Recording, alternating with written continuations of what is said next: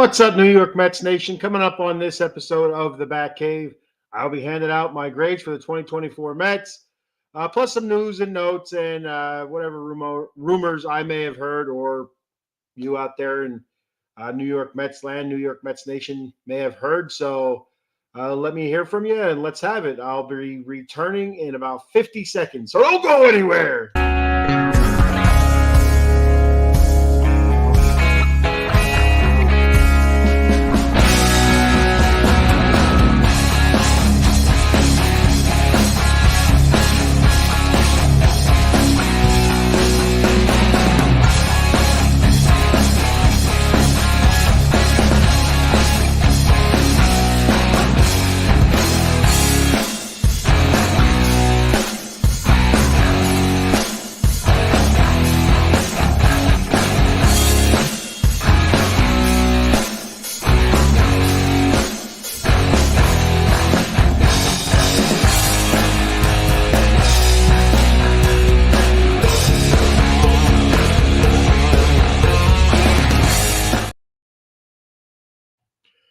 Good morning, New York Mets Nation, and welcome to the Bat Fry, Kenny Fry. And you know what day it is. It's beautiful, it's glorious, and it's sweet, sweet sounding Hump Day. Ah, yes, it is. It's Hump Day, baby. And then we got the first humper of the day. Jonathan Shancup.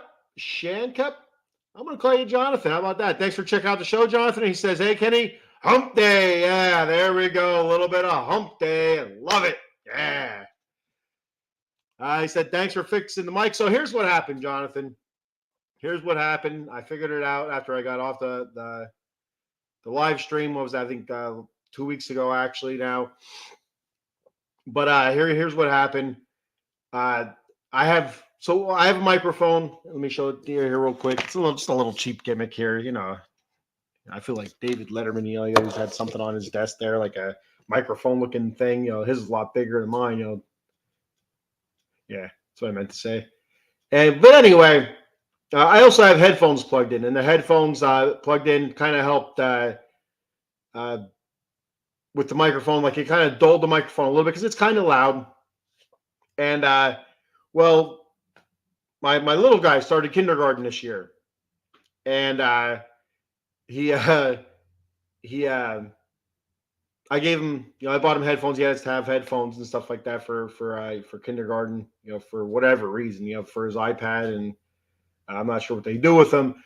But his were fairly cheap. They're, you know, on sale at the Walmart, the local Walmart here, and he broke them right away. All right, so I let him use mine for a little bit. You know, again, I had you know, some JLab headphones, nothing spectacular, nothing expensive. You know, this is just a hobby of mine, so whatever. And he brought them. You know, he was bringing them home every day, and I finally got him a new pair of headphones, and I took mine back and plugged them in. They seem to work fine originally, but then when I was doing the Bat Cave here, I was having some terrible sound issues, and where you couldn't really hear me. I went back and watched it. Then I couldn't tell live when I was trying to check it live on my phone, and so I checked it, and afterwards I'm watching, like, man, I can't hear anything. You know, Yuki Matsui was the first one to point it out, and he bailed, and Jonathan, I think you came on near the end of the episode, or was it last week or something, whatever it was. But anyway, I noticed after I got off the show, I don't know what you'd call it, the plug part of it that plugs into the side of the laptop here into the port, the auxiliary cable or whatever you want to call it, was chewed on. And so I don't know if that was a dog, if it was the kid, or the cat. So we have a cat that's not quite a kitten anymore. He's a little bit older than a kitten. He's about a year old now. It could have very well been him, and it could have been the boy too. To be honest with you, it could easily have been the boy. I remember when I was his age and much older. After that, I used to chew on everything, And I'm not gonna lie, I still chew on stuff all the time. Find myself, gnawing on crap for whatever reason. I don't know why, but yeah. So that's what I think happened. Hopefully, I haven't got a new pair of headphones. I checked out the last few episodes I did here on the Bat Cave and the Silver and Black Lair, which I did this past Monday, and the Silver and Black Lair Raiders edition. And it sounded fine. It sounded all right. So I'm like, you know what? Maybe I don't even need headphones. It is what it is. And I'm just gonna roll with the microphone for now until things change, and until I decide, you know what, I need the headphones, and maybe I feel fancier. I look more official with headphones. I don't know. But yeah, so that's what I think happened. Hopefully, it didn't ruin the port. Hopefully, it didn't fritz out the port here. But we'll find out sooner or later. No more doggy treats. Yeah, no more doggy treats. Oops, I thought your dog ate your mic wires. No, I don't think it was the dog. It just doesn't. They're older dogs and they're not into chewing. But it could have been the cat or it could have been the boy. And like I said, I think it was the boy. I really do think it was the boy. And it is what it is. Like I didn't. They weren't $200, $300, $400 pair of headphones or whatever some people buy for like gaming and stuff like that. They were just, I don't know, I think they might have been $20, $25. Not a big deal. And I had them for basically almost as long as I've been doing the podcasting. The first couple episodes I did of podcasting was actually on a show called the Las Vegas Sports Scene with my buddy Rob Hefner, who actually got me into this a couple years ago when Out of the Box Sports was created by Paul Spencer and Joey Wood. And long story short, couple episodes I did of the Las Vegas Sports Scene, I didn't have headphones, but after that I put headphones on. I got headphones so I can hear Rob a little bit better. And then I started doing my own show by myself, the Bat Cave, and Rob and I were doing the Vegas Sports Scene until Rob decided to step away, and I changed the Vegas Sports Scene to Silver and Black Lair because the Vegas Sports Scene, we were talking Raiders, which I'm a huge fan of the Raiders. You can tell behind here. And but I'm not a big fan of the Las Vegas Golden Knights. I'm a fan of the LA Kings. So it was kind of tough for me to talk about the Vegas Golden Knights when I hate the Vegas Golden Knights. I'm an LA Kings fan. So that's the gist of it. So we'll see what happens. We'll get there with the headphones and see what happens. But right now we got the microphone, the trusty dusty microphone, rocking and rolling, and as long as that holds up, we're going to be a-okay.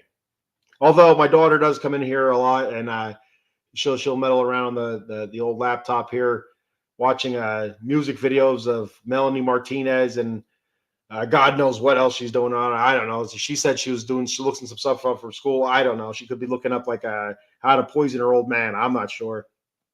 So we'll figure that out once that bridge is crossed. We'll see if I'm still if I'm pushing up daisies or if I'm still on walking around on the earth there. If that's what she was doing or not. And I'm not going to look up the search history because I don't want to know. And anyway, let's get to the show here now that I kind of wasted some time there. Hump Day is also a special day. It's a day after Election Day. And so you have half the country that's super happy. A little bit, I guess, depending on the results, you got more than half of the country that's happy with the results, and you have a little bit less than half of the country that's pissed off about the results and nervous and scared. And I don't get political on here. I posted a video from my show up this past Monday where I talked about just being nice to each other after the election. Don't be dicks to each other. We're all Americans. We're all in the same situations. Money tight. Groceries high, gas high. This, that, the other. Whatever your issues may be. And we're all Americans. We're all human beings just trying to do human being type things. So let's just not be dicks to each other. Let's be nice. And no matter what side of the fence you fell on during the election, accept it, move on. And if your candidate didn't get in 4 years, you'll have an opportunity to vote for another candidate. So you just make the best of it and move on. All right. So let's get on with the show here. Another question from Jonathan said, who's playing center field for the Mets in 2025? Great question. You know what, Jonathan? My thought was I feel like they go younger. They still have Tyrone Taylor, I believe, under contract for another year. And so I believe that they go younger. They keep Tyrone Taylor. They move on from Harrison Bader. I don't see Nimmo going back there. I see Nimmo staying in left field. So unless they pick somebody up in free agency, I don't see that.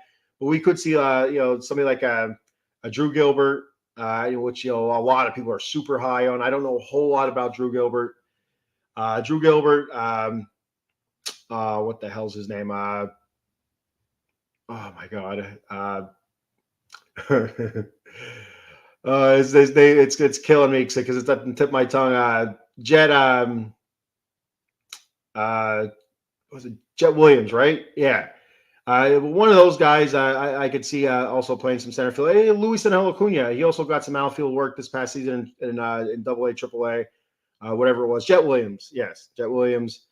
Jonathan, and I'll tell you what, Jonathan, I know you're fairly new to checking the show out, but that happens a lot. I forget, and it's just the guys are. I know who I'm talking about, and it's on the tip of my tongue. I'm not a professional podcaster. I just like talking sports, like talking my teams, the Mets and stuff like that, and Raiders and Kings, and it is what it is. I'm searching for it, and it's not there. I know who I'm talking about, but it happens. And also, there's also I think Alex Ramirez. I'm not sure what they're going to be doing with him, but he's been in the system for quite a while. Last year, he was on the 40-man roster, but he never really saw any playing time. He was always down in AAA. So I don't know if he's an option or not, but I do feel like we go younger this year in the outfield, and I don't see us moving on from Starling Marte because it was where his contract is. The Mets could eat the money and just release him. I don't see anybody wanting to trade for him unless the Mets are able to eat a portion of that money or he restructured the contract, and I'm not sure why he would do that. So, all right. He says, I don't care about the results. I don't like the unrest and violence after election. Yeah, and there's no reason. Just like after a World Series, wins, championship wins for any team in any major sport in America, just the violence and then the stupidness that happens after it. Like you've seen L.A. after the Dodgers won the World Series. Celebrating fine, taking to the streets, celebrating, setting off fireworks. I'm cool with that. I have no problem with that. But then when you're throwing stuff at windows, rocking cars, setting buses on fire, and they're setting buses on fire. I believe there are people in the bus that they had to get out before it was fully engulfed, and just stuff like that. And then there's a video of looters looting a Nike store. Why? I don't understand it. Like these are your stores in your neighborhood, and you're destroying stuff like that. I don't understand stuff like that. It doesn't make sense to me. And it's the same thing after elections. It doesn't go your way. You don't like the results. So what do? You destroy your own town. It doesn't. It's nonsensical. And what happens? They got to rebuild. They have to put all sorts of kind of money into to fix those places up, to rebuild. And guess what happens? That drives prices up, which hurts your bottom dollar, everybody else's bottom dollar. But you don't care because you went and got 3 pair of Jordans or whatever the hell they are. Oh boy, fan-freaking-tastic. So it never made sense to me. I'm not a huge fan of it, but it still happens. It happens. I want the Mets trade for Cody Bellinger to play center field. So that'd be interesting too. Cody Bellinger. I don't know where he's at age-wise. Injury history. I think he's been getting banged up a little bit recently. So I don't know if they go that route unless it's a short-term type deal. I don't see him going for a 1-year deal. To be honest with you, he's looking to cash in one more time. I think in his career. Again, I'm not sure where he's at age-wise. I know he can still play at a high level, Cody Bellinger, but I just don't. I don't see the Mets going that route. To be honest with you, and I don't see him taking any kind of a short-term deal. And I think if the Mets were to go Cody Bellinger, it would be something short-term just because of the backlog they do, a log jam, I guess it would be, that they do have in the outfield right now with the young prospects. And the young prospects, even in the infield as well, it's an issue. They do have some higher quality young prospects at certain positions that are all kind of jammed up. Now they're learning multiple positions to kind of spread it out, to thin it out a little bit, and that's eventually going to lead to some of those young guys being traded or being just move it on in free agency. Sooner or later, there are times that our control is going to be up on them, and they'll move on, or we'll end up trading them. And so it's a bummer because it seems like there's quite a few young guys in the system right now that are highly touted, and the Mets haven't really had that all that often in the past so many seasons. Usually, the minor league system for the Mets has been not all that good. It's been a lot of if we did get somebody decent in the minor league system, we'd end up trading them away for a filler or like a 1 year rental during the season where we think we might have a chance to make a run at something, or an aging superstar might be in the back half of his career, and we don't get out of him what we thought we might get out of him. So stuff like that happens. But I like where the Mets system's sitting right now, and I want to see a lot of those younger guys coming up. But Bellinger does have a couple of really good seasons left in him yet. So wherever he does go, he's going to be a huge asset. At least for the next 2-3 seasons. Beyond that, I'm not really sure. But it is an interesting thought, though. If they feel like that their minor league system, some of those guys in the system like Jet Williams or Luis Angel Acuna or Drew Gilbert aren't ready, maybe a year or two away. Do they go that route, or do they move those guys? Do they look to move on from Starling Marte? Just eat that money and move on from oft injured, aging right fielder, and move somebody out that way, move one of the younger guys out over that way, and go with a more established, bigger star type center fielder than what like a Tyrone Taylor and Harrison Bader, who's now a free agent, were. And both Harrison Bader and Tyrone Taylor played a very good center field for the most part.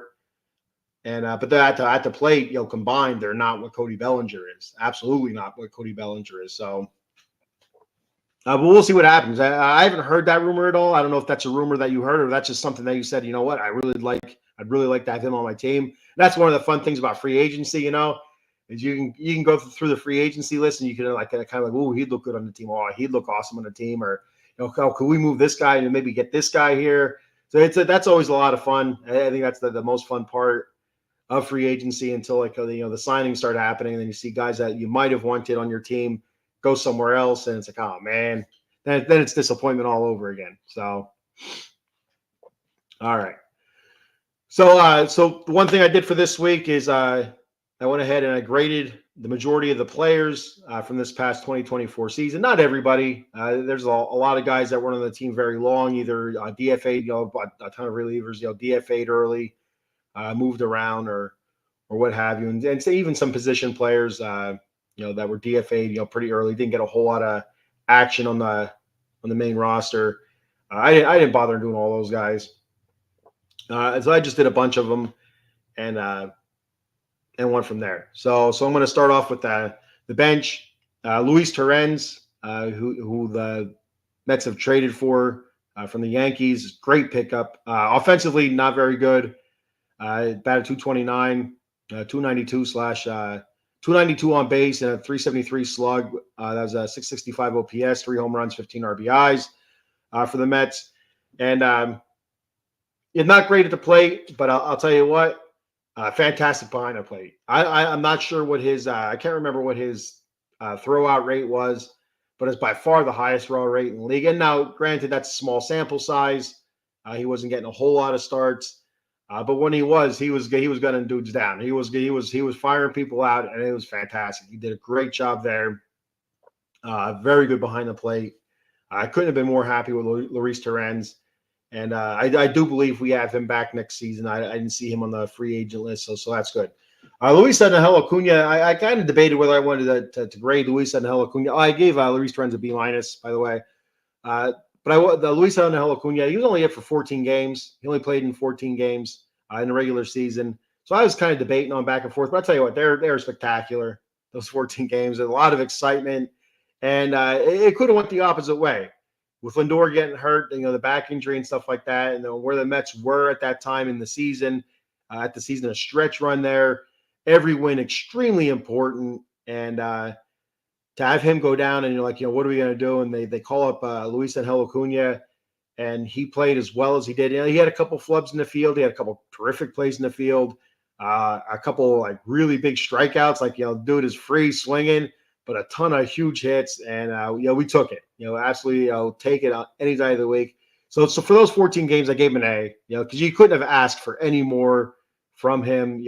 That's by far more than any of us Mets fans probably could have expected from Luis Angel Acuna in that situation for those 14 games.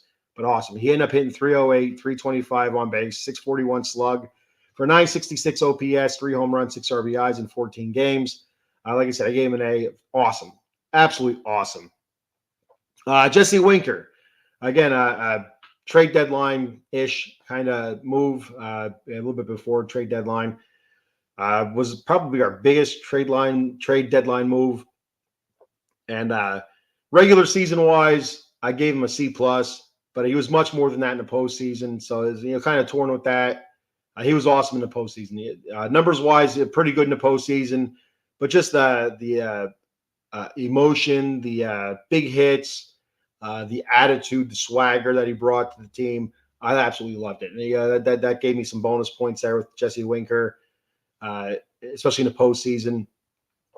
And he did have some big hits for the Mets during the regular season, but a lot of down stuff. Even to the point where I believe he was getting booed at home. And it was what it was. He wasn't playing well, especially at the plate, but he was banged up too a little bit. So I don't know if that factored into it or not. But like I said, overall regular season C+. For the postseason, I didn't do this I just did this for him. I gave him an A in the postseason just to kind of, I really appreciate what he did in the postseason. So C+ for the regular season. He ended up hitting 243, 318 on base, 365 slug, a 683 OPS, 3 home runs, 13 RBI in 44 games for the Mets. Harrison Bader played center field mostly for the Mets. And first half of the season, I thought he was fantastic. I thought he gave us everything we could have wanted and more in the first half. Second half, particularly through probably halfway to the end of July and August, September, not good. At the plate, not very good. Really struggled. Pretty much lost his starting job in center field to Tyrone Taylor because of it. He ended up hitting 236, 284 on base, 373 slug, 657 OPS, 12 home runs, 51 RBI, 17 stolen bases. And offensively, that's more than I thought we would have gotten out of Harrison Bader, to be honest with you. And the way he played in the first half, it could have been so much more. If he would have been able to stay hot, or not even hot, just on the pace that he was on, we could have gotten so much more out of Harrison Bader, and I wouldn't have been surprised if the Mets would have re-signed him.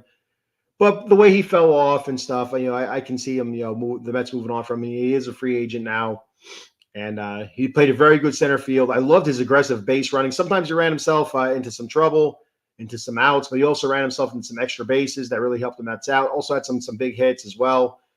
I liked Harrison Bader this year for the most part. I gave him a C+ just because that second half was really, really rocky, really bad. And so I ended up giving him a C+.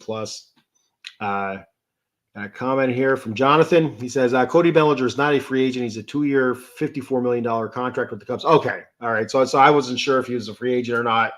I didn't remember seeing him on the list, but I just assumed that he was a free agent because that's who we were talking when the Mets picking up. So it'd have to be a trade.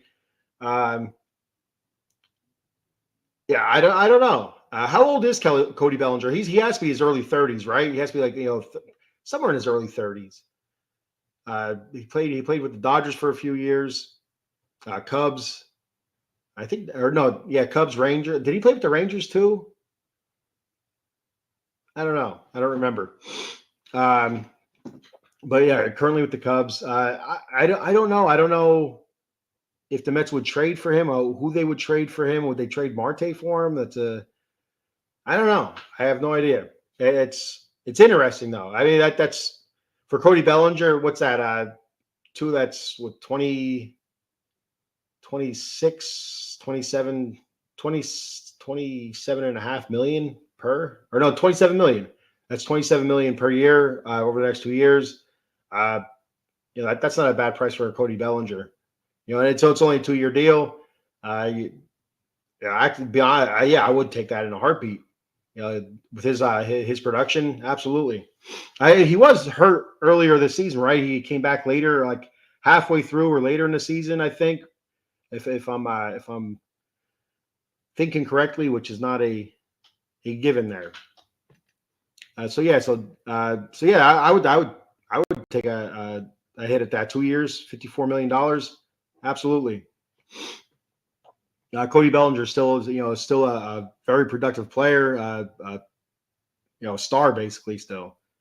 So looking at our infield, at third base, Mark Vientos, uh, fantastic. What a roller coaster season for Mark Vientos. One, not making the roster, being sent down to AAA right away. Super bummed about that, and like he knew it too. He knew it was coming. Because if he wasn't going to be third base, it was going to be DH. And once the Mets signed JD Martinez to a contract, to a 1-year deal, he knew it wasn't going to be DH. So there was nowhere for him to go. We had Beatty at third base. So he knew the inevitability. There we go. Got it out. Of him going to AAA was there. And he accepted it. Wasn't happy about it. Was kind of bummed. JD took him to the side, talked to him, kind of gave him a pep talk. And Mark Vientos went to AAA and he crushed it. He killed it. And he continued killing it until they called him up when Brett Beatty got hurt.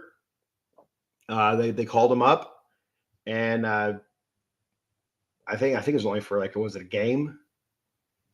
And I think it was just one game, and he had the walk-off home run there in St. Louis, and then he got sent back down. Very upset again, not happy, but he understood it.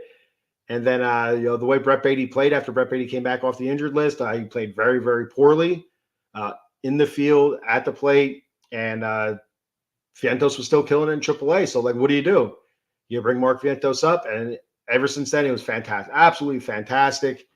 You could not have asked for anything more from Mark Vientos or your third base position this season. Awesome job by Vientos. If he would have been eligible, he would have been the Rookie of the Year, I have no doubt. But he was ineligible due to playing time over the last 2 seasons or whatever. I'm not sure how it worked out. I was listening to one game on the radio, the one Mets game on the radio, and they were talking about how why he was ineligible for Rookie of the Year, and I don't remember exactly what it was, but it came down to playing time over the last 2 seasons, and took him out of eligibility. But he ended up hitting 266, a 322 on base, 516 slug, 837 OPS, 27 home runs, 71 RBI, and 21 doubles, and that was in limited playing time. I think it was 115 games or something like that. Well, I gave him an A, absolute A. Couldn't have asked for anything more. I got a comment from Stacy. What's up, Stacy? Good morning. How are those Giants doing? Oh, Danny Dimes. What's going on there? Oh, my goodness. I kept seeing, I don't know, I guess before the trade deadline there, I kept seeing the Giants traded Daniel Jones to the Cowboys. And, I just woke up.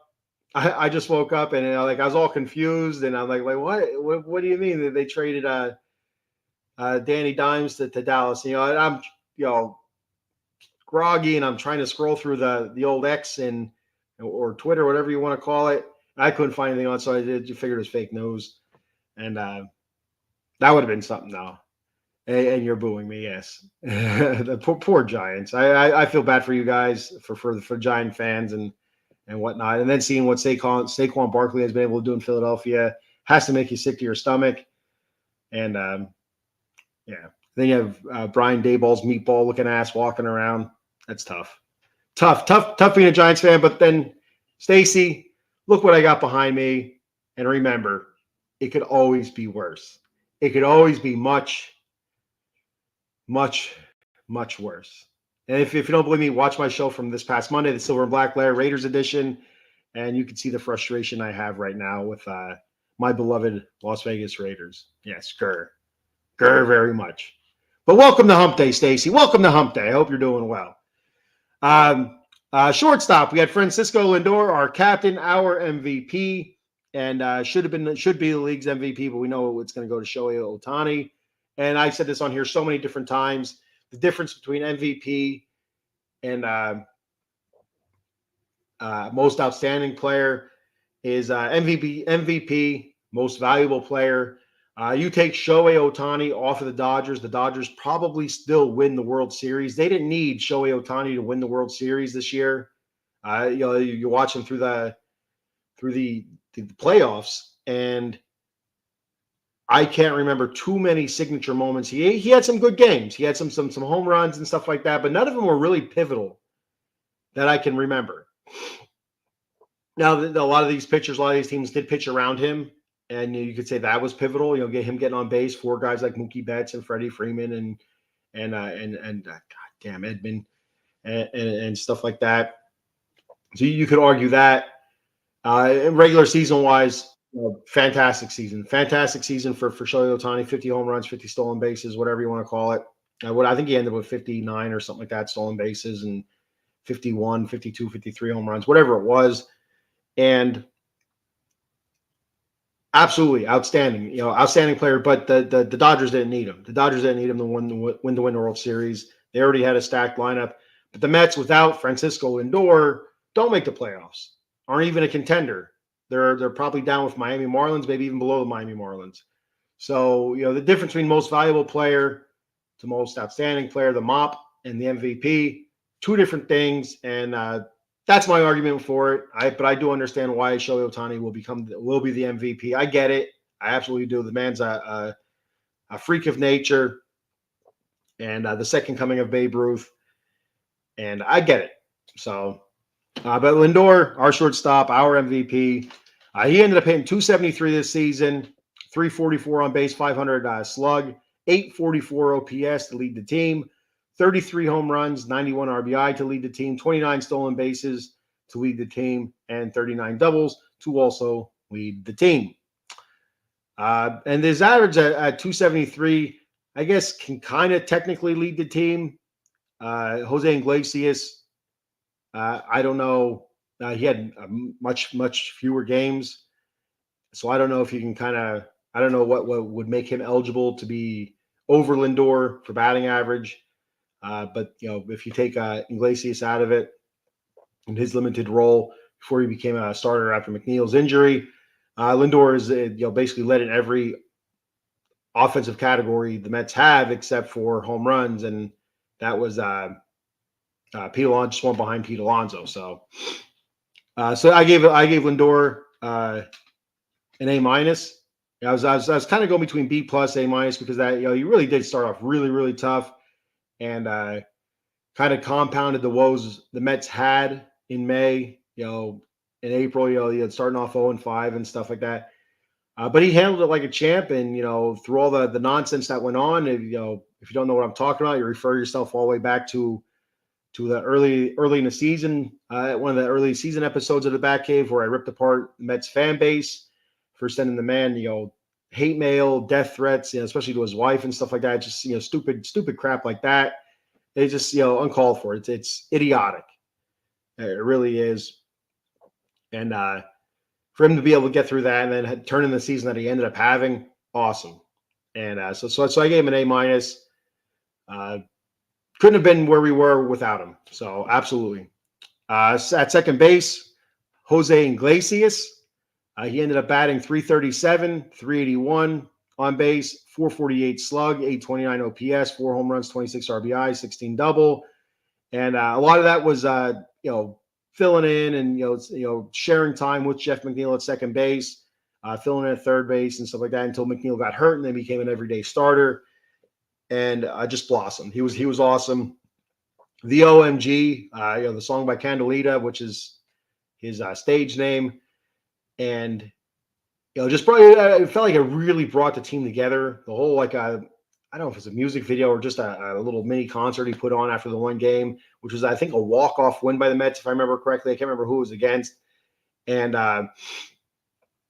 what was outstanding, I feel like it really brought the team together. It was something that was one of the earliest things they could rally around. It was the OMG sign and stuff like that, and we did with Grimace and stuff.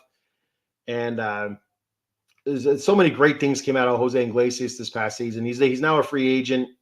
I'm not sure if he'll re-sign with the Mets or not, because again, what I talked about earlier in this episode, the the log jam of young talent coming up, through the infield, through the outfield, and potential free agents that are out there, which I'll talk about in a little bit. So Jose Iglesias, I went a B plus. I loved what he did this season. Postseason kind of struggled, but regular season, this glove offensively, did a fantastic job, really fantastic.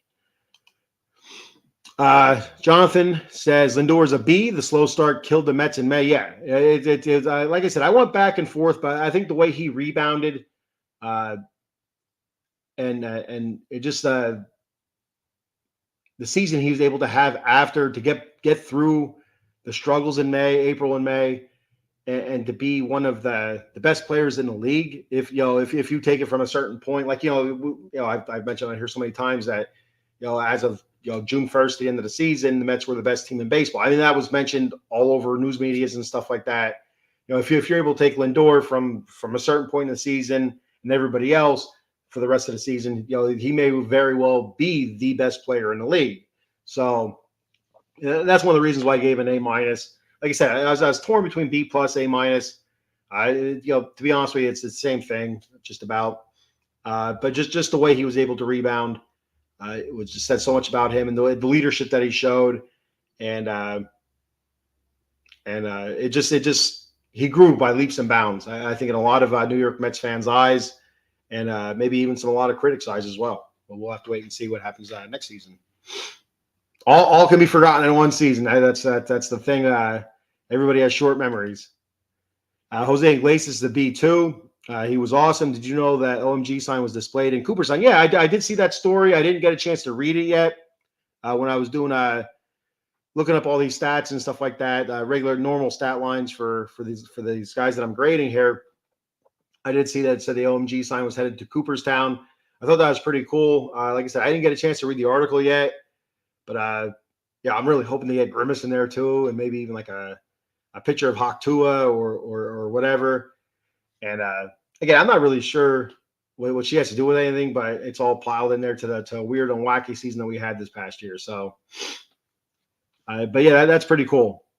But yeah, and I also agree. Iglesias, I gave him a B plus. I thought he had a good season, really good season. Postseason, but for what he was, for what the Mets paid for him, absolutely outstanding. So I also put Jeff McNeil here in the infield. He had 238, 308 on base, 384 slug, 692 OPS, 12 home runs, 44 RBI, 26 doubles. I gave him a D plus. Man, I tell you what, I'm a big Jeff McNeil fan. I like Jeff McNeil. He was bad. He was very bad, and until after the All-Star break, and then he looked very good power-wise. He was hitting the ball hard again, and he looked locked. He looked like he was locked in, and it's a bummer we didn't get a chance to see him finish the season out, because then when he broke his hand or his wrist, whatever it was, it's a bummer we didn't get a chance to see him finish that out, because he was on a tear. He was on a tear, and it would have been interesting to see how he would have finished. But it's such a absolutely horrific first half of the season. I mean, again, I like Jeff McNeil, and I had the Mets say, like, they got to trade this guy away at the trade deadline. Anything they can get for him, if a bag of donuts or like a 12-pack of hot dog rolls, just take it. It is what it is. And but I'm kind of turned around on it now. And then I would not be surprised if the Mets did move on from him in the offseason. I wouldn't be overly surprised. From everything I heard, there's no clubhouse issues with him. Everybody likes Jeff McNeil, and I haven't read anything otherwise. I haven't heard anything otherwise. Haven't seen anything on X otherwise. But maybe I'm wrong with that. I don't know. But I know the fan base was pretty fed up with Jeff McNeil. First half of the season, second half of the season looked much better. And postseason, I'm not. It was nice to see him get some at bats in the postseason in the NLCS, but I think maybe they could have used somebody else in that spot. He didn't really give us a whole lot. And you can't blame him for that. Absolutely can't blame him for that. So I gave McNeil a D plus. Pete Alonso, first base.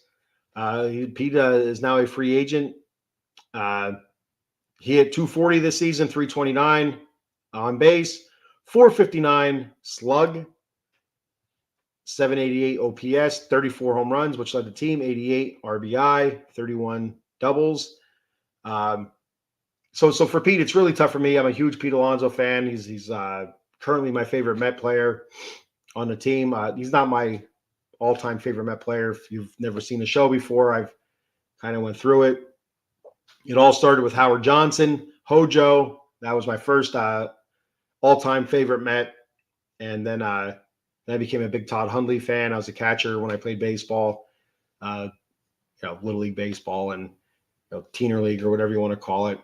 And so I was a Todd Hundley fan. I was a big fan of Todd Hundley. And David Wright. Of course, everybody loves David Wright. And now it's Pete Alonso. But overall, if I had to pick somebody, I would say probably Hojo, Howard Johnson. He's the one that got me really following the Mets back in the late 80s, early 90s. I was born in 1980, so it's kind of an 8-year-old sitting there watching baseball. It's not really all that typical. But I think it's around like 89, 90s where I really started following baseball and watching games and stuff like that. And I was a fan of Howard Johnson, Hojo. But anyway, Pete Alonso. Really hoping the Mets bring him back. He had, by all accounts, a down season, a rough season, getting ripped apart by critics, by fans. And I defended him. I can't tell you how many times, and I'll defend him until I get blue in the face. If my guy, his down season is hitting 240 with 34 home runs and 88 RBI, a 788 OPS, I'd take that any day of the week. Absolutely take that any day of the week. And that's a down season. So you have to figure a down season. There's the rest are up seasons, right? Because if it was a regular season, that wouldn't be called a down season. So the rest, if it's a down season, that means everything else is up. And you're going up from 34 home runs, up from 88 RBI, up from 31 doubles, up from 788 OPS. So some of the criticisms I would give Pete was the chasing of the slider, and I criticized him on here so many different times, and like everybody else does. Everybody else does. Just cannot understand why he could not make the adjustments on those breaking pitches, low and outside. And you knew it was coming. You knew it was coming every at bat, and it felt like every at bat. Obviously, it wasn't, but it felt like every at bat he was striking out on the same damn pitch, and it was frustrating, absolutely frustrating. And many a times I just. Sat there like, oh, I don't even know what's going on here anymore with Pete. And it's like it was hard to defend, but I'll defend him until I'm blue in the face and orange in the face. But that's one of the criticisms was him just constantly chasing that low and outside pitch, whether it was a slider, whatever, cutter, any kind of break and pitch outside, low and outside, drove me absolutely nuts. Not taking the walks, not being a little bit more patient at the plate, and trying to pull everything. We've seen it in the playoffs. Where he started taking ball opposite field, and I can't remember how many home runs he had in the playoffs, but the majority of them were opposite field home runs, if not all of them. So, that tells you something right there. It seemed like he kind of figured out. He kind of locked in a little bit. Of Pete Alonso, and this might be a little bit, I don't want to say controversial because it's just, a schlub making up grades for players. I mean, what the hell? I'm not using any kind of scientific formula. It's all about feeling. I'm not a real teacher. I just stayed at a Holiday Inn Express last night. But I gave Pete Alonso a B minus, and you can say, that's too high, or whatever. And I wouldn't argue that. I would not argue that. I am a little partial again. I got my first ever authentic jersey. The replica jerseys and the authentic jerseys. Well, my wife, I do have a replica Pete Alonso blue Mets jersey, and I got that. I don't know what it was like 2 years ago, I think it was. I bought that, and then this past year for I think it was for my birthday or for his Father's Day because they're all both pretty close.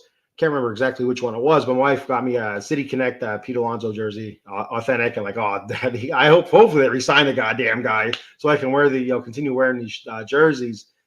And because I'll tell you what, I'm not one to float my own boat, but I look fire in that City Connect jersey. I ain't gonna lie to you, I look fire there. So, but anyway, so I gave Pete a B minus, and go with it where you want. If you think it was less, if you think it was lower, that's fine. I have no problem with understanding that reasoning. But like I said, a down year. My guy had a down year and still hit 34 home run, 88 RBI, 31 doubles, 78 OPS, 240 batting average, was up from the year before. I don't know. I get it, the whole Juan Soto over Pete Alonso thing. I get it. I really do, but I'm rolling with Pete. So, all right. Jonathan says, I was a Carter, then Hundley, then Wright fan. I love Gary Carter as well. I really like Gary Carter. But it was, for some reason, it was Hojo, and I can't even tell you why. Maybe it was because when I started watching it, really following it. My grandfather was a Mets fan, so I was already a Mets fan, but I wasn't watching it. I wasn't following it. I could care less in '86. So who won the World Series? I was worried about my He-Man characters and my He-Man figurines and stuff like that, and protecting Castle Grayskull from Skeletor and all of his evil cohorts coming down from Snake Mountain and such. So that's what those were my key worries. And it's something I still worry about to this day. We cannot let the power of He-Man fall into the wrong hand. The power of Eternia. We cannot let Skeletor get that. It's vital and it's important. So important to me. Should be important to you as well. Anyway, but Hojo really showed a ton of power. Back in the late 80s, early 90s, his run near the end of his run with the Mets. And that very well could be the reason why I started following him. And I was always a big fan of third base. That was my other position, besides catcher. I love playing third base, the hot corner. And so that could have been it as well. So I'm not really sure why it was Hojo, but it was always Hojo. And then once I started catching, I started watching Gary Carter a little bit more. But I think Gary Carter was either at the end of his career or he just retired. But of course, being a Mets fan, I knew who Gary Carter was and stuff like that. And he was an awesome catcher. Offensively, defensively, terrific catcher. And then of course Todd Hundley, smashing the hell out of the ball. Not a great catcher, Todd Hundley, at all. Couldn't throw anybody out, but he was smashing the hell out of the ball, and I dug that. So that was the Todd Hundley story there. And David Wright for his leadership, his character, and how he played third base, and and of course his bat and stuff. But yeah. So moving on from there, moving to the outfield, Nimmo out there in left field, his first season in left field with the Mets. Last couple seasons since I don't know if it's since 2019, if he's always been a center fielder since he's been up. Not 2019, was it 2017? I think maybe when he was called up, but whatever it was, I think it was 2017, somewhere around there, 16, 17. It was after. I think it was after the year. Was the year after the Mets went to the World Series, or was it 2 years after? It doesn't matter when it was. But as long as I can remember, Nimmo's been in center field and not playing a bad center field. Every year he'd get a better. So I was actually really surprised that they moved him to left field, and they said they had better center fielders, in mind with Bader and Tyrone Taylor. I'm like, oh, shit, I thought Nimmo was a good center fielder, but I seen how they played the position, and I could see where some of his flaws were in center field, which, not crazy flaws or anything that was glaring, but he was definitely flawed compared to those guys in center field. So out in left field, he played a good left field, played a decent left field.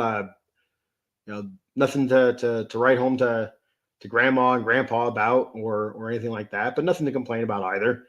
At the plate, Very good first half again, and to the point where there was a chance he could have been an all-star. And again, back to Pete Alonso. Pete Alonso got the all-star nod.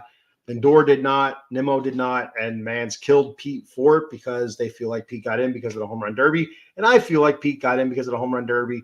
But my opinion is, what would you do? It's like, hey, you want to go to the all-star game? Okay, well, we need you for the home run derby. That's the only way you're going to go. All right, that's a couple checks there. You know what I mean? You get you're recognized as an all-star.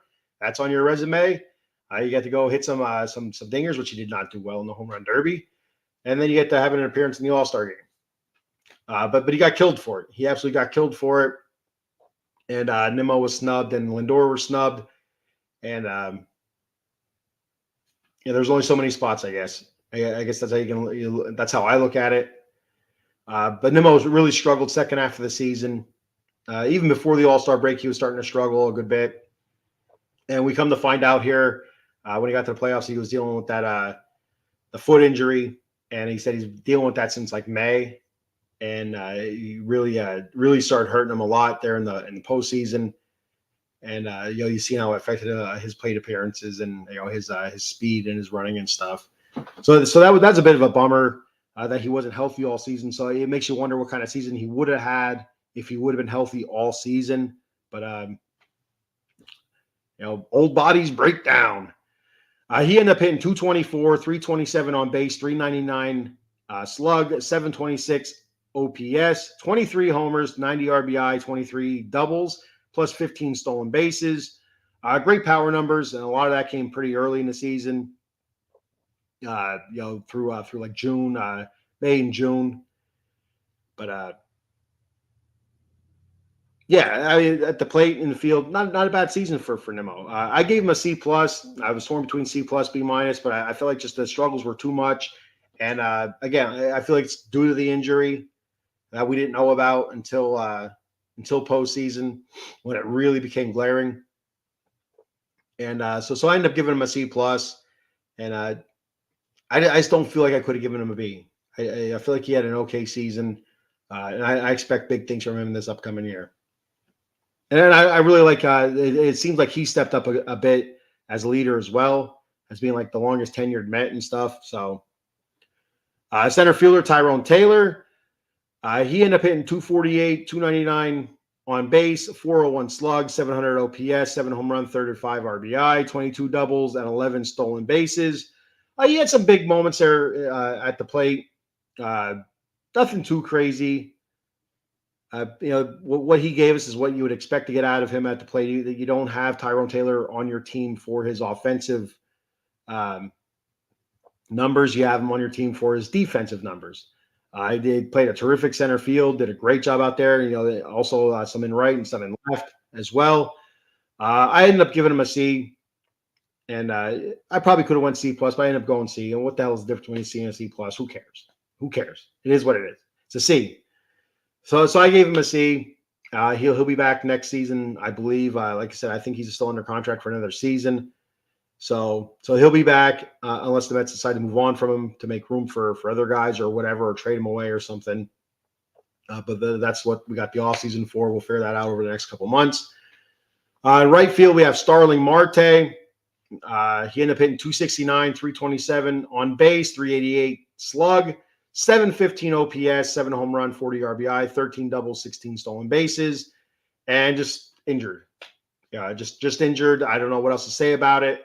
I spent a lot of time on the injured list, and I don't know. I don't know where to go from that. It's a bummer because when he is in the lineup, offensively, he's a catalyst. He's a starter. He's somebody that can move the lineup. He moves needles when he's in the lineup, and he's healthy with his speed. He has good power. Very smart on the bases. Very smart at the plate as well. He'll take walks. He'll lay down bunts and stuff like that. Great job. But the injuries, it's just they're piling up, and we still owe him a good bit of money. And I think we have him for one more season yet. So it's going to be interesting to see what the Mets do with this offseason with Starling Marte. Do they decide to move on from him? Do they still keep him around and just roll with it? But we'll have to wait and see. I ended up giving him a C, and that's mostly because he was injured and just unavailable. So your best ability is your availability, and didn't have it. Postseason wise, not bad. He had some big moments, had some not so big moments, like most of the guys. Gotta wet my whistle. All right, so moving on to DH, we had JD Martinez, 235 average, 320 on base, 406 slug, 726 OPS, 16 home runs, 69 RBI, 24 doubles. All right, so JD, tough one. He signed to the team late in the during spring training, so he missed the first, what was it, like month or so of the season, just getting up to speed, and then he kind of injured himself while down at AAA. I think it was a back issue, if I remember correctly. And it was a while before he joined the team. And first half of the season, really good. Really good. He was everything you thought he might have been. Decent average, good power. So some clutch hitting.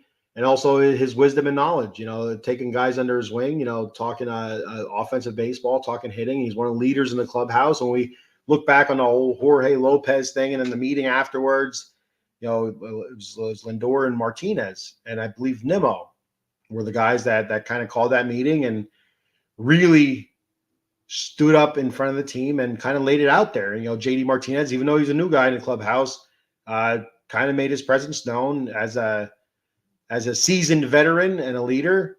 And, a lot of guys respected him. Probably everybody in that clubhouse respected him. Absolutely.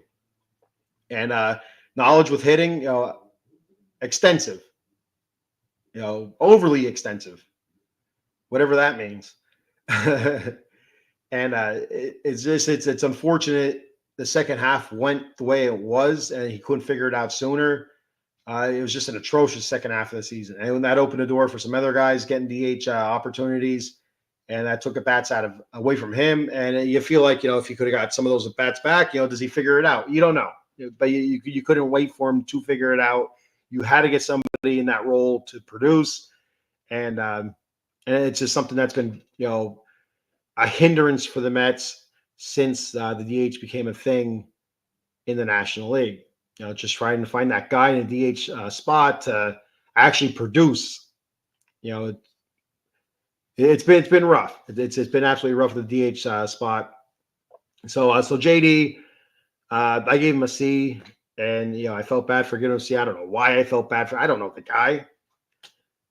Hopefully he's not watching. JD, hopefully you're not watching. I apologize. He's not watching this. But anyway, I gave JD a C. Was super bummed about the way the season, the second half went for him. Francisco Alvarez, here's another bummer. He ended up hitting 237, 307 on base, 403 slug, 710 OPS, 11 home runs, 47 RBI, 14 double, and tough season for Francisco Alvarez all around. Young guy, was it 21, 22 years old, something like that. So not worried, not worried about him at all. I have the utmost confidence that he'll have it all figured out this upcoming season. But he was looking great. He was looking fantastic early on. I think it was May when everybody else was playing bad. He was playing, very good. Hurts that thumb. Came back and was never the same since. And I don't know if it was the thumb or if it was just all in his head or what it was, but just not good. And it seemed like the last two games of the NLCS, he did figure it out because he was hitting and he was getting on base and stuff like that. And just too little, too late. But again, so young that I'm not worried. I have the utmost confidence that he will figure this out and he'll be back next season stronger and better than ever. And, I wouldn't be totally shocked if he had 25 plus home runs next season and is an absolute stud, hitting 250, 260 and just producing and, being that spark plug we know he is and he can be. So I gave him a D plus. Even behind the plate, I thought he struggled. And I mentioned this before about the way the catchers of today set up with the one knee down. I hate it. I can't stand it. And I think it reared its ugly head a couple times for a bunch of different catchers, especially in the postseason. Balls in the dirt getting by. You just don't have the maneuverability to get those balls, dig those balls out of the dirt, and then you're like swiping and backhanding and trying to pick instead of getting down and blocking. So it's to me, be honest, it's the lazy man's catcher. That's how I look at it. I don't know. I could be way off. I never did it. I was the traditional, squat, drop to your knees, block with your chest, keep the ball in front of you kind of guy, close the 5-hole, hockey reference. It's just, I hate watching it. I hate watching today's catchers now. And it's not just, Francisco Alvarez, it's all of them, every single one. I can't stand watching them for that reason. And it's rough.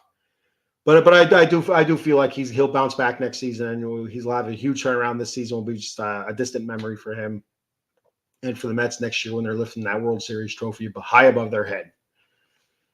All right, so that's all of our position players that I want to cover. So I got the relief pitchers and the starting pitchers. I'm going to do them next week. I'm going to hold off and do those ones next week because I got a whole host of them. Some relievers that played only a little bit this season, whether it's because of DFA or injury or they came up late or whatever. And then our starting pitchers, we know the cast of characters there. So I'll hold off until next week to do those guys. So our free agency list, the way it looks right now is Alonso, Brooks Raleigh, Jose Quintana, Drew Smith, Luis Severino, Jose Iglesias, Jesse Winker, Adam Ottavino, JD Martinez, Harrison Bader, Ryan Stanek, and now Sean Manaea. Sean Manaea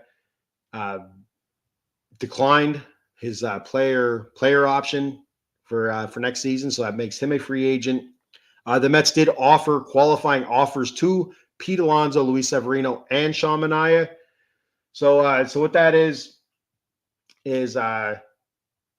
I think it's a 1-year base salary of like $21.5 million or something like that. And if they decide to sign with somebody else, the Mets would get compensated for it. And it'd be a 4th round or later draft pick or something like that. So that's what it is. You offer them a qualifying offer. So if they do leave, you do get something in return, but you still have the opportunity to re-sign them to longer contracts. Which it's not a bad idea, and they could accept that. I don't think they'll accept that. I don't see Pete accepting that. No way Pete accepts it. No way Sean Manaea accepts it. Excuse me, I'm sliding down my rocking chair here. I'm in a rocking chair. That's what I sit in. But anyway, I don't see any of those guys accepting that offer, the qualifying offer. But it's out there now. The Mets turned down the club option on Phil Maton. That makes him a free agent. What else do I got here? DJ Stewart and Joey Lucchesi were outrighted to AAA, but they elected free agency. I feel like there's a couple other guys, but those were the two big names that I came across. DJ Stewart and Joey Lucchesi. DJ Stewart's a bummer. The end of the 2023 season, gave the Mets fans something to cheer about, cheer for. It earned him a 1-year deal with the Mets, or was it a 2-year deal with a 2nd-year option or something like that? I don't remember exactly what the details were, but it earned him a major league contract.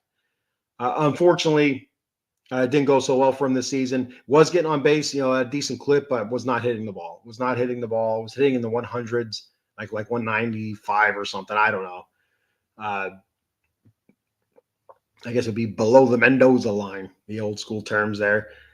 But he was getting on base. He was getting on base at a 300 some clip. That means he was taking a lot of walks and stuff. So there was some I don't know what the word is I'm looking for. He was useful. He was useful in that way, getting on base, but it just wasn't good enough. So he elected free agency. Hopefully he catches on with somebody or he finds his way back to our AAA affiliate there in Syracuse. Joey Lucchesi, I like Joey Lucchesi. If you've ever seen the show before, I talk highly of Joey Lucchesi. I kind of bummed to see him leave. but hopefully he catches on with somebody and he gets an opportunity to start. I feel like he can be a starter. I don't feel like he can be a top of the line starter, but I feel like he can be a number 5 and number 6 a starter in a rotation. And I hope he catches on somewhere. You know, I'm hoping he's able to find his way back to the Mets, and that'd be phenomenal. But if not, I wish Joey Lucchesi all the best. I'm going to follow him. I'm going to follow him and see how he's doing, and his injury history and stuff like that kind of that leads to a great story. The way he's able to battle back from his injuries early in his career. I think he was with San Francisco before he was with the Mets, and just continued working and building out his craft, and became a decent pitcher. So those guys, both DJ Stewart and Joey Lucchesi, elected free agency. So now they're free agents as well. All right, my mouth is tired and dry, so that's all I have for today. I do have a couple of things to do here yet. We got our sponsor, so don't go anywhere. Don't skip out on me yet, because I'm going to tell you about Jason Fine, attorney Big Al. You can reach Big Al at 1-800-HURT-123. That's 1-800-HURT-123. Jason Fine specializes in motor vehicle accidents, slip and fall, workman's comp, and personal injury claims. He has 3 office locations conveniently located throughout Pennsylvania and New Jersey. His office in New Jersey is located in Cherry Hill on 3 Greensward Lane. And the phone number there is 856-209-5258. And in the Steel City of Pittsburgh, Pennsylvania. His offices are located at 500 Grant Street, Suite 2900. The phone number there is 412-365-8151. And in the city of Brotherly Love, Philadelphia, Pennsylvania, his offices are located 1628 JFK Boulevard, Suite 2120. And the phone number there is 267-888-2980. Tell him that Out of the Box Sports sent you, and he'll hook you up with a great deal. And he'll help you win your case, hopefully. So that's there you go. Big Al. I love it. Got a comment here before I hit my stuff. Thank you, Jonathan, for checking the show. I appreciate you very much. Jonathan, Stacy, for commenting. I appreciate both you guys. And to the folks viewing right now and the folks that will be viewing later, thank you very much. I appreciate it. If there's anything else you'd like to see me do on the show, or if there's something you think I could do better, please don't be afraid to throw it out there. I want to get better at doing this. And, so the only way to do that is to get some sort of criticism, constructive criticism. And that way I can work at the flaws that I have with the show. And I do, forget a lot of stuff. I stutter and I say, a lot, or, I say that a lot as well. And I try to make it funny and lighthearted sometimes. Sometimes it doesn't work, but it is what it is. But you can check us out here, Out of the Box Sports, on YouTube and X at OOT Box Sports. That, once again, is at OOT Box Sports on YouTube and X. So please give us a follow and a like and subscribe there. For myself, at the Batcave OOTBS on X, I appreciate if you'd follow me there, at the Batcave OOTBS on X. My YouTube channel, also, if you can give that a sub, I'd appreciate it. That's at the Batcave _OOTBSE. Once again, at the Batcave _OOTBSE is my YouTube channel. Like I said, if you can give that a sub, I'd appreciate it very, very much. And one other thing before I get out of here, I do have a new sponsor to my shows here, W Energy Drink. I tried their hydro packets. Fantastic, great taste. Whether or not they made me more hydrated, I don't know. I know they taste really good. All natural ingredients. They're not one of those crazy like energy drinks like a Monster or a Red Bull filled with all sorts of different types of chemicals and stuff like that. This stuff's supposed to be all natural. And reading up on the interwebs, they say everything that they are everything that they say they are. So that's good to know there. I just did get in yesterday a tub of their energy drink powder. So I'm going to try that out today when I wake up and see how that goes, see how that tastes. It smells phenomenal. I think it's called Mango Orange Dream. So I'm assuming it's like an orange creamsicle / mango. I don't know, but it smelled phenomenal. It really did. So I'll let you guys know how that is. And but go to www.w.gg. Find what product you want to try out. They have awesome shakers on there with some of the energy, some of their powders, their energy drinks and stuff.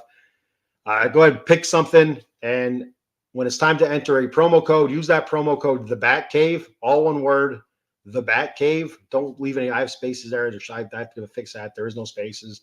But that'll give you 10% off your order, and that'll also help me out a little bit. Maybe I can get a new set of headphones. please buy the energy drink and use my promo code so I can get a new set of headphones, please. So anyway, again, that's www.w.gg, and use the promo code The Bat Cave for 10% off your order.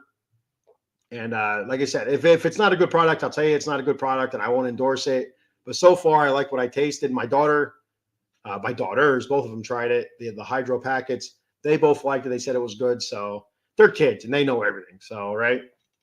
All right. I got one more comment here before I jet. Jonathan says, is there a price too high to give Soto? No. Obviously there is a price too high to give anybody. I don't think Shohei Ohtani's nobody's worth $700 million in my opinion. But if somebody's going to give you $700 million, you don't turn down $700 million. And I think that's around where we're looking at Soto, $600 to $700 million. That's what I keep seeing. That's what it's going to take. So that's what it's going to take, And so with the way you can get creative, we seen the Dodgers do it. The way they got creative with Shohei Ohtani's contract, the deferments and such. Any team can do that now. Any team can do that. Hey, we want to pay so and so $600 million. All right, well, we'll pay him $15 million over the next 6 years. Then we'll defer the rest of it till 15 years down the road or whatever. However they did it for Shohei Ohtani. I don't remember the exact terms and terminology and stuff like that. But I can see. And some of the podcasts I listen to, my boy